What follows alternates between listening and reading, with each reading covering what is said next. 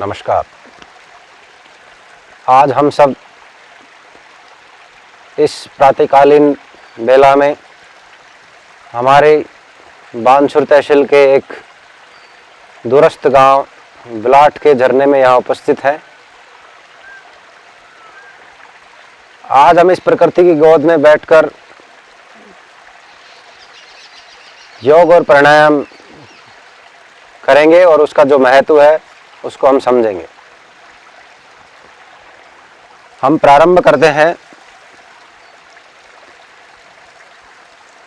ब्रह्मनाद ओम ध्वनि से। जिन साथियों को योग प्राणायाम के सेशन में बैठना होता है, करना होता है, तो पहले हमें ऐसा वातावरण बनाना होता है जिससे कि हमारा उसमें मन लगे, ध्यान लगे। तो सबसे पहले प्रारंभ करते हम 3 बार ओम का उच्चारण करेंगे। ध्यान अवस्था, आंखें बंद करके श्वास भरते हुए ओम का उच्चारण।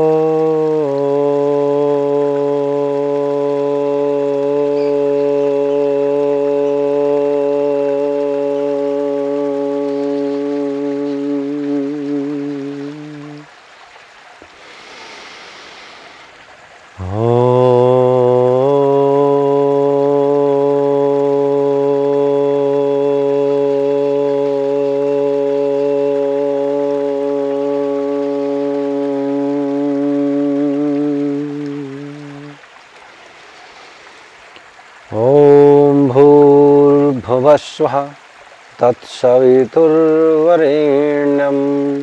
भर्गो देवस्य धीमहि धियो यो नः प्रचोदयात्। ॐ त्र्यम्बकं यजामहे सुगन्धिं पुष्टिवर्धनम् उर्वारुकमिव बन्धनान् मृत्योर्मुक्ष्येमामृतात्। ॐ अस्तु मा सद्गमय तमसो मा ज्योतिर्गमय मृत्योर्मामृतं गमय। ॐ शान्ति शान्ति शान्तिः।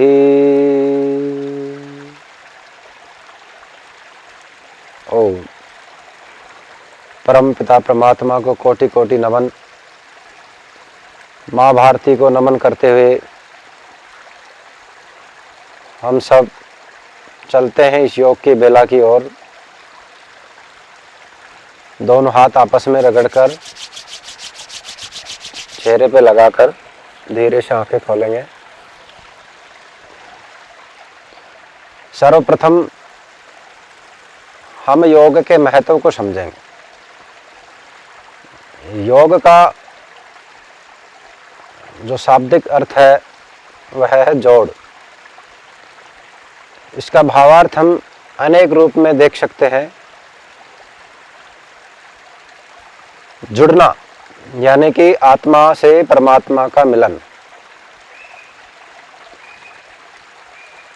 हमारी शक्तियों के साथ हमारा मिलन। हम योग करते हैं तो हमें एक अद्भुत शक्ति का हमारे शरीर में संचार होता है। हमारी मानसिक, शारीरिक सभी प्रकार का जो विकास हमें मिलता है, उससे अद्भुत शक्ति को हम योग से प्राप्त कर सकते हैं। योग का तात्पर्य मात्र व्यायाम या प्राणायाम नहीं है। महर्षि पतंजलि ने योग के 8 सूत्र बताए हैं, योग के 8 अंग हैं। हमारी दैनिक दिनचर्या, हमारे नित्य कर्म से लेकर अंतिम समाधि तक योग के 8 अंग होते हैं। यम, नियम, आसन, प्राणायाम, प्रत्याहार, धारणा, ध्यान और समाधि, इस प्रकार योग के 8 अंग हैं। हम हमारे मन, वचन और कर्म से जो नित्य कर्म करते हैं उनमें शुद्धता, मन में शुद्धता, विचारों में शुद्धता, उसी प्रकार हमारे शरीर को स्वस्थ रखने के लिए हमारे तन में शुद्धता, यह सब पूरा स्ट्रक्चर जब मिलकर तैयार होता है तो पूरा अष्टांग योग होता है। तो हमारे जो नित्य कर्म के जो योग है उनको हम फिर कभी समझेंगे। अभी फिलहाल हम व्यायाम और आसन का और प्राणायाम का जो हमारा पैकेज है उसकी ओर हम आगे अग्रसर बढ़ते हैं, उसके बारे में हम समझेंगे। तो सर्वप्रथम हमें हमारे शरीर को वार्म अप करने के लिए, प्राणायाम आसन की स्थिति में लाने के लिए थोड़ा सा गर्म करना होता है। इसके लिए हमें व्यायाम अति आवश्यक है। तो सर्वप्रथम हम व्यायाम करते हैं खड़े होकर।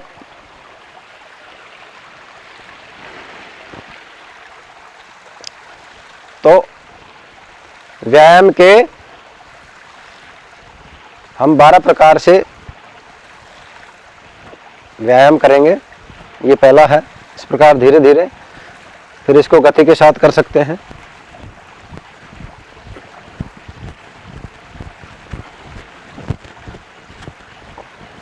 दूसरा इस प्रकार,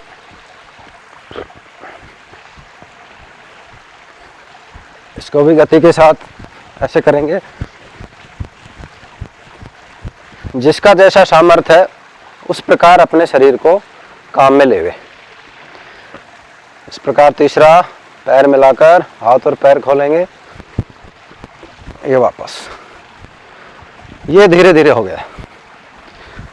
अब इसको पूरा ऊपर तक कर सकते हैं ऐसे गति के साथ। इस प्रकार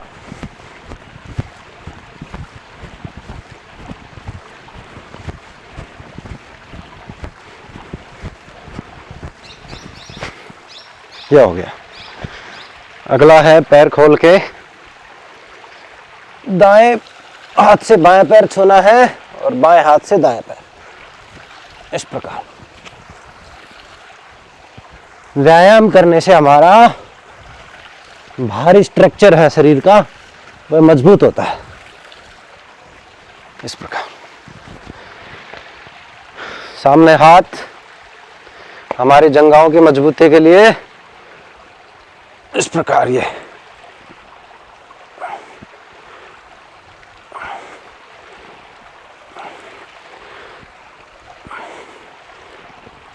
हो गया।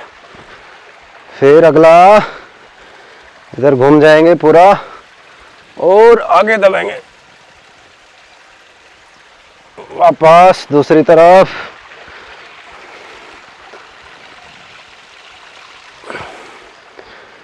पुनः इधर,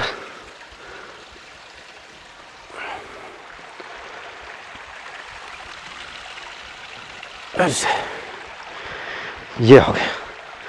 अगला है हमारी अगल बगल की चर्बी को खत्म करने के लिए दाएं हाथ ऊपर और ये पूरा झुकना, फिर दाईं तरफ।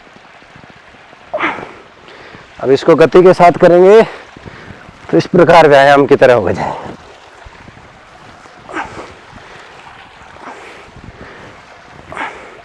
और स्ट्रेचिंग के आधार पे करेंगे तो इस प्रकार खींचकर शरीर को या रोक सकते हैं।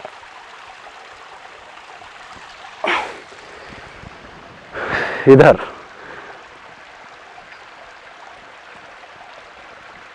ये हो गया। अगला सामने हाथ, श्वास भरते हुए पीछे छोड़ते हुए आगे।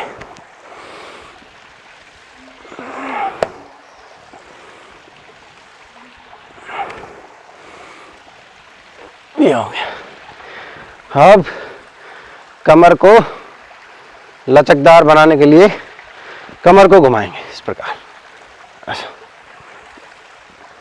पहले दाएं से बाईं ओर 8-10 बार इधर, और फिर बाएं से दाईं ओर 8-10 बार इधर। तो हमारी कमर है, कभी कमरा नहीं बनेगी, इसमें लचक बनी रहेगी। हमारे शरीर की जो पैर की नसें हैं वो सब हमारी कमर के पास से यहाँ होके गुजरती है। साइटिका की जो समस्या होती है वह कमर के इस हिस्से में हमारी नसों पे दबाव जब बनता है तो हमारी पैर की पूरी नसें रुक जाती है, पूरे पैर में दर्द, झंझनाहट की शिकायत होती है। इसलिए कमर हमारी ठीक रहनी चाहिए। इसके बाद घुटनों के लिए, घुटनों पे इस प्रकार मिला करके और ऐसे दाएं से बाईं ओर घुमाएंगे तो घुटने हमारे ठीक रहेंगे, लचकदार रहेंगे। 8-10 बार इधर, फिर 8-10 बार इधर। अब इसमें घुटनों में क्या ज़्यादा उम्र हो तो इसको ज़्यादा नहीं घुमाएं, हल्का हल्का घुमाएं। घुटनों की मजबूती के लिए अगला है इस प्रकार आधा बैठेंगे।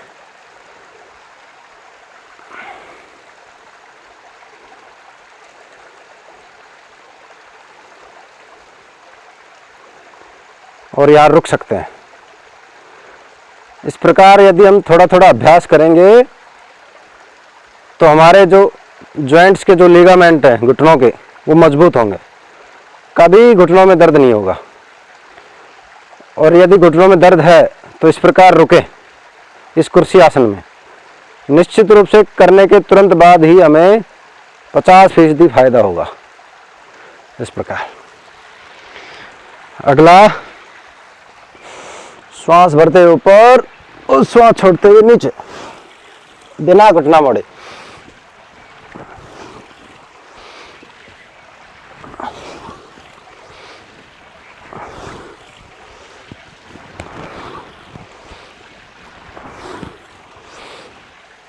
ये 10-12 बार इसको करेंगे। इसके बाद अंतिम है, थोड़ा सा इधर दबेंगे, हाथ इधर, पैर इधर, और इस प्रकार स्थिति बदलेंगे।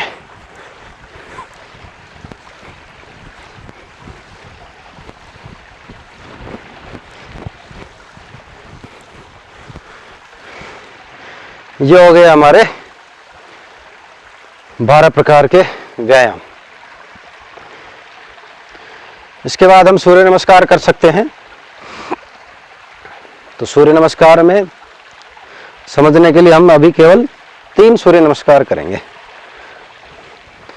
प्रणाम स्थिति, श्वास भरते हुए ऊपर, श्वास छोड़ते हुए नीचे, श्वास लेते हुए बाएं पैर पीछे, छोड़ते हुए दोनों पैर पीछे, श्वास छोड़े रखेंगे, श्वास लेते हुए ऊपर, फिर छोड़ते हुए, फिर श्वास लेते हुए, फिर छोड़ते हुए, फिर श्वास लेकर प्रणाम स्थिति। ये सूर्य नमस्कार सब अपने अपने प्रकार से करवाते हैं। बहुत से लोग 10 स्टेप का सूर्य नमस्कार करवाते हैं, बहुत से 12 स्टेप का, लेकिन मैं आपको 11 स्टेप में सूर्य नमस्कार बता रहा हूं। तो ये प्रणाम स्थिति, ये सूर्य नमस्कार स्थिति है, इसको अपन स्टेप में नहीं गिनेंगे। पहली स्थिति है श्वास भरते ऊपर, ताड़ासन। दूसरी श्वास छोड़ते हुए पाद हस्तासन। तीसरा अश्व संचालन आसन या एक पद प्रसार आसन। चौथी दंडासन, श्वास छोड़ते हुए। 5वीं साष्टांग प्रणिपातासन। 6 भुजंगासन।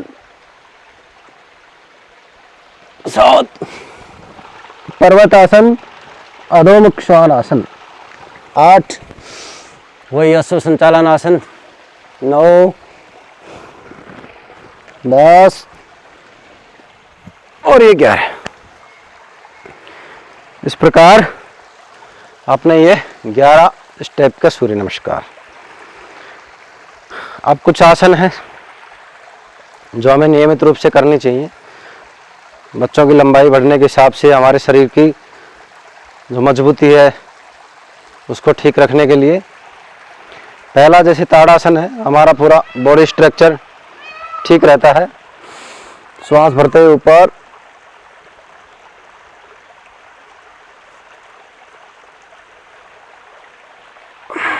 श्वास छोड़ते हुए नीचे। तो हमारा शरीर का जो ब्लड सर्कुलेशन है वो आसन जब करते हैं तो पूरा गति के साथ बढ़ता है। तो हमारा शरीर नीचे से लेकर पंजे से लेकर पूरा सर और हाथों तक पूरा इसमें स्ट्रेचिंग होता है। तो हमारा जहाँ भी ब्लड रुका हुआ है उसमें पूरा गति का संचालन होता है और पूरी हमारी जो नस नाड़ियाँ मजबूत होती है। इसके बाद दूसरा है वृक्षासन। हमारा ध्यान को एकाग्र करने में, पैरों की मजबूती में वृक्षासन।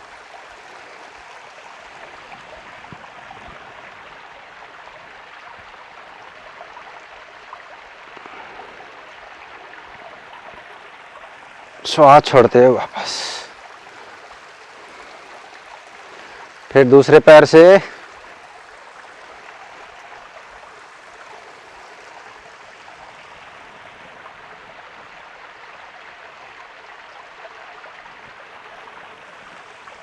वापस,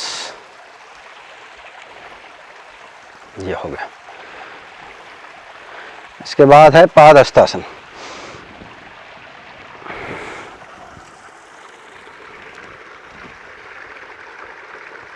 बिना घुटना मोड़े आगे की ओर झुकना। तो हमारा जो मेरुदंड है उसमें लचक आती है, इससे पेट कम होता है, पाचन क्रिया ठीक रहती है। इसके बाद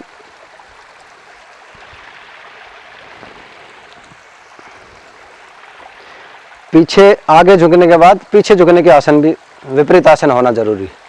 तो हमारे कमर ठीक रहे, कमर लचकदार रहे, उसके लिए है अर्ध चक्रासन। श्वास लेते हुए पीछे झुकना,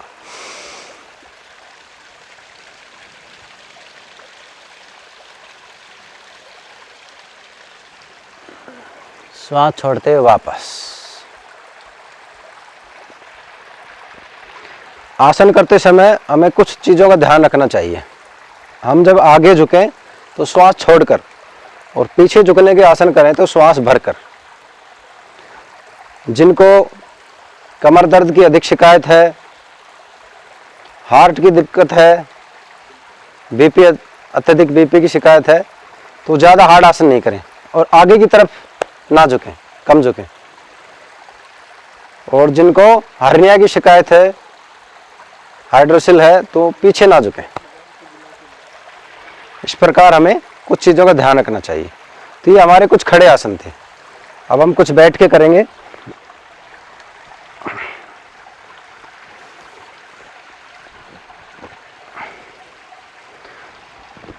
तो पहला है मंडूकासन। हमारी पाचन क्रिया ठीक रहे, हमारी पैनक्रियाज ग्रंथि ठीक रहे, शुगर, डायबिटीज आदि इस प्रकार के रोग ना हो, और जिनको हो तो वो ठीक हो जाएंगे।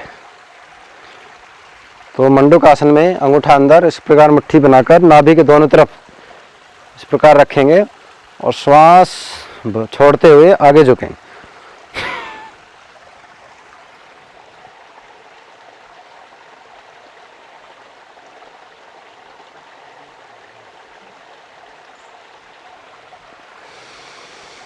दृष्टि हमेशा सामने रखनी है, उससे क्या फायदा होगा कि हमारी आंखों की ज्योति भी बढ़ेगी। तो मंडूकासन करने से हमारा जो नाभि क्षेत्र है ये पूरा एक्टिव होता है। डायबिटीज जो शुगर की जो समस्या होती है वह क्यों होती है कि हमारी जो नाभि के पास पैनक्रियाज ग्रंथि होती है वह धीरे धीरे डिसऑर्डर होने लग जाती है। पैनक्रियाज ग्रंथि का काम होता है इंसुलिन बनाना, और जब इंसुलिन नहीं बनता है तो हमारे शरीर में शुगर लेवल बढ़ जाता है, क्योंकि शुगर लेवल को जो कंट्रोल करता है वह इंसुलिन होता है। और हमारी पैनक्रियाज ग्रंथि जब डिसऑर्डर होती है तो वह बनना बंद हो जाता है। इसलिए हमें बाहर से शुगर के इंजेक्शन लेने होते हैं। इसलिए ये करें, मंडूकासन करें, कपालभाति करें, तो ये अति आवश्यक है। इसके बाद है शशांकासन। श्वास ऊपर लेकर नीचे सामने छोड़ते हुए आगे झुकेंगे। उसके बाद सामान्य सांस ले सकते हैं। इससे क्या फायदे हैं?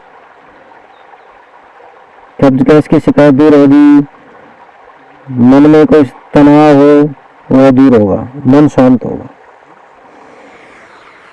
श्वास भरते हुए वापस।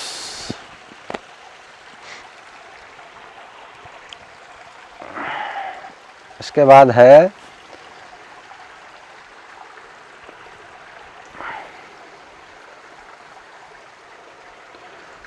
अर्धमस्तेंद्रिय आसन। हमारी जो पाचन क्रिया है उसको ठीक रखने के लिए अर्धमस्तेंद्रिय आसन। बाएं पैर मोड़कर दाएं पैर इस प्रकार खड़ा करके और बाएं हाथ को इस प्रकार पकड़ना, और दाएं हाथ पीछे टिका सकते हैं या कमर पे लगा सकते हैं, और पीछे घूम के देखना है ऐसा।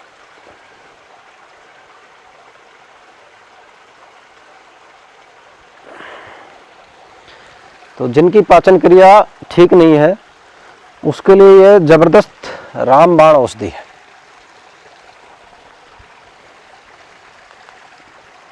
अर्धमस्तेंद्रिय आसन।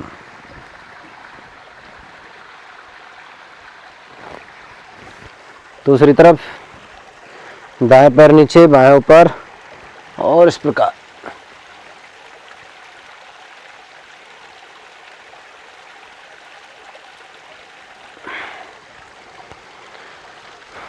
तो इससे हमारा मेरुदंड भी लचकदार होता है और हमारी पाचन क्रिया पूरी तरह से अच्छी होती है।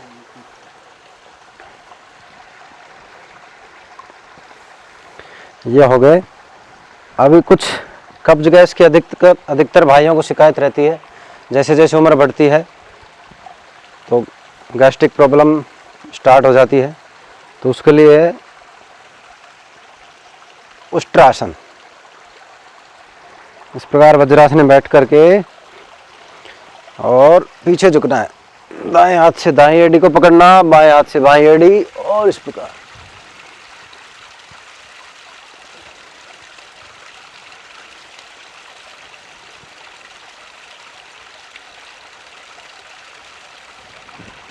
ये वापस।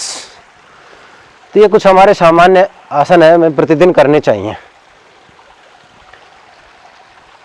हमें आधा घंटा, 45 मिनट, 1 घंटा नियमित रूप से व्यायाम, आसन और प्राणायाम का ये जो पैकेज है हमें रोज अपनाना चाहिए।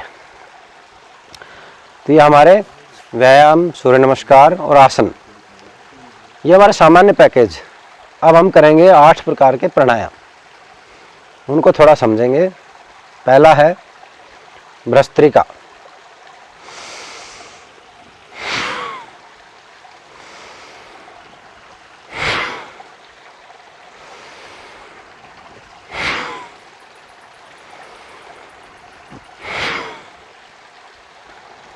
पूरा श्वास सीने में भरना और पूरा ताकत के साथ बाहर छोड़ना। हमारे जो फेफड़े हैं पूरे खुलने चाहिए, पूरे सिकुड़ने चाहिए। तो उससे क्या फ़ायदा होगा? हमारा जो डायफ्राम है, हमारा जो फेफड़े हैं, उनमें ताकत आएगी, उनमें मजबूती बढ़ेगी, उनका साइज बढ़ेगा, तो हमें अच्छे से शुद्ध ऑक्सीजन देने की उनमें क्षमता बढ़ेगी।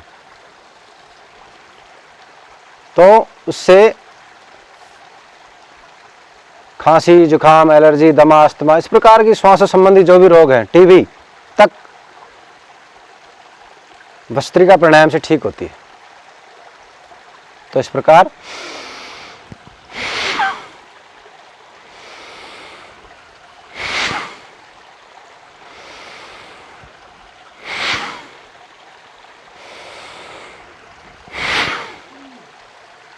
लगातार करना। कितनी देर करना है भस्त्रिका को? 5 से 10 मिनट नियमित रूप से। मौसम के हिसाब से, उम्र के हिसाब से इसका थोड़ा टाइम पीरियड और गति इसमें परिवर्तन कर सकते हैं। सर्दी का मौसम हो तो गति के साथ कर सकते हैं, इस प्रकार। गर्मी का मौसम हो तो धीरे धीरे करें।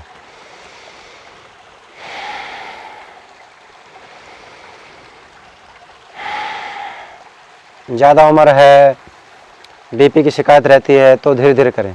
बीपी लो रहता है तो गति के साथ करें। कम उम्र के हैं, बच्चे हैं, तो गति के साथ कर सकते हैं।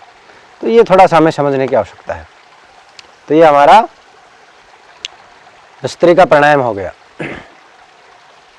इसके बाद दूसरा है कपालभाति। झटके से